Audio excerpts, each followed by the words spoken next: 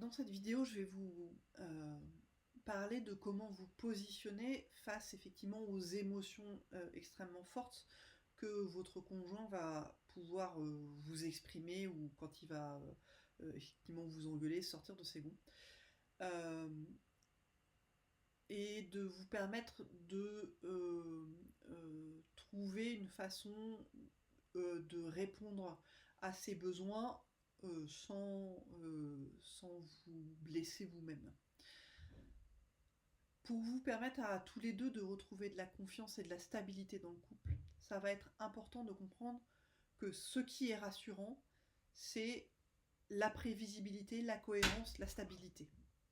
Donc vous allez, pour pouvoir retrouver la confiance de votre conjoint, devoir faire preuve de cohérence et de stabilité dans le temps vis-à-vis de lui ou d'elle.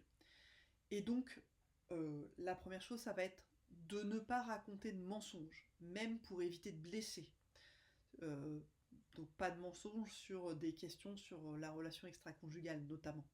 Par exemple, répondre à ces questions de façon vraie, à ces questions sur la relation extra-conjugale. Mais on va être subtil là-dessus. L'idée, c'est de surtout pas dévoiler tous les détails, c'est ce que je vous ai déjà dit. C'est pas la peine de fixer dans la mémoire de votre conjoint des détails qu'il ou elle va ruminer. Réinstaurer la constance et la stabilité, c'est éventuellement aussi restaurer des rituels à deux, des choses que vous aviez l'habitude de faire et que vous ne faites plus, ou de créer des nouvelles habitudes. Alors, vous allez trouver dans le dernier chapitre de ce module, dans la vidéo 4.8, effectivement des propositions pour réinstaurer de la sécurité entre vous et des petits rituels qui permettent de retrouver cette proximité sans forcément vous parler. Attention, parlez vrai, donc ça ne veut pas dire donner tous les détails. D'ailleurs, même si votre conjoint les demande, certains détails relèvent de votre intimité personnelle et ça n'apporterait rien de les donner à votre conjoint à part fixer des images dans sa tête. Mais à des questions du type est-ce que vous avez fait des choses sexuellement que nous n'avons jamais faites ensemble ou que je refuse de faire, il vaut mieux répondre la vérité par oui ou par non sans donner de détails. Et si votre conjoint insiste pour savoir quoi précisément, c'est le moment où vous allez préciser fermement que vous ne donnerez pas de détails parce que ça n'apporterait rien. Ça n'est pas le moment de proposer à votre conjoint d'essayer des choses avec lui. C'est un moment de trop grande instabilité, donc introduire de la nouveauté maintenant dans votre relation, c'est vraiment pas le moment. Donc là, euh, c'est important de répondre quelque chose de vrai, donc oui ou non, parce que si votre conjoint perçoit que vous êtes en train de lui mentir, ça va rajouter des doutes chez lui ou chez elle. Donc vous pouvez répondre de façon vraie, c'est-à-dire oui, oui, il s'est passé ça, et non, je ne te donnerai pas les détails. Oui, j'ai fait ça et j'en suis désolée, et je suis désolée que ça te blesse. Et en même temps, les détails ils m'appartiennent à moi. C'est aussi un moment où votre conjoint va avoir besoin que vous n'attendiez pas euh, que lui ou elle reparle du sujet.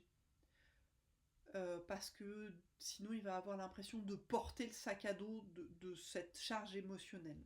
Donc de temps en temps, dites-lui des petits mots qui montrent que vous avez conscience de la situation, que vous avez conscience des efforts qu'il ou elle fait pour prendre le temps de réfléchir, pour surmonter ce moment difficile. Des petits mots comme je sais que c'est difficile pour toi et je te remercie de faire tous ces efforts pour que ça aille mieux entre nous. Des petits mots vraiment de cet ordre-là. De je, je, je te demande pardon et je te remercie de faire cet effort. C'est quelque chose qui va lui enlever un peu de la charge émotionnelle et en plus de la charge cognitive d'avoir à reparler du sujet pour demander des éclaircissements. Par contre, mettez des limites très claires. Vous avez fait quelque chose qui a fait du mal à votre conjoint. Ok. Mais ça ne veut pas dire que, sous ce prétexte, il est acceptable de subir tout et n'importe quoi. Les humiliations en public, de la prise à partie des amis ou des enfants, par exemple, des coups, encore moins. Donc, si le comportement de votre conjoint, même sous le coup de la colère, n'est pas acceptable, il est urgent et important de dire stop. Faire un stop ferme et clair. Et de redire que vous êtes d'accord de parler de ça, mais à un moment où ce sera dans le calme et où la discussion sera constructive. Vous êtes, à ce moment-là, dites que vous êtes désolé du mal que vous avez fait, mais que vous n'êtes pas d'accord pour ce qui est en train de se passer. Vous n'avez pas à subir de violence de la part de votre conjoint, que ce soit une violence psychologique ou une violence physique. Enfin, revenons à vous. Vous allez aussi, vous, possiblement être traversé par des idées ou des élans. Un besoin de dire des choses à votre conjoint, ou un besoin de lui proposer des choses nouvelles pour essayer d'effacer. Avant de laisser libre cours à vos élans de parole ou d'action, prenez un temps pour vérifier si ce que vous avez envie de faire ou de dire va apaiser la relation ou renforcer les difficultés entre vous. Donc c'est ce que je vous propose, un petit guide en fait dans cet atelier pour clarifier vos intentions. L'idée c'est vraiment de pouvoir départager le est-ce que je suis en train d'essayer de mettre un tampon entre nous pour que surtout ces émotions trop fortes s'arrêtent, et dans ce cas-là mettez en pause vos élans de parole et vos élans d'action, parce que c'est quelque chose qui risque à long terme de vous desservir. Ou est-ce que c'est des petits mots ou des actions qui sont là pour reconstruire la confiance et vérifier comment cela reconstruit la confiance? Est-ce que c'est quelque chose qui va correspondre à votre conjoint?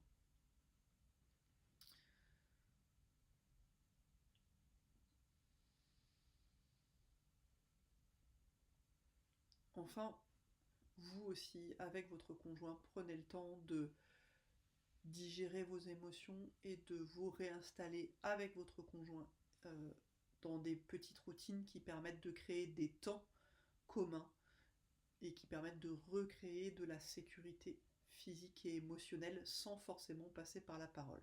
Je vous en parle dans la vidéo suivante.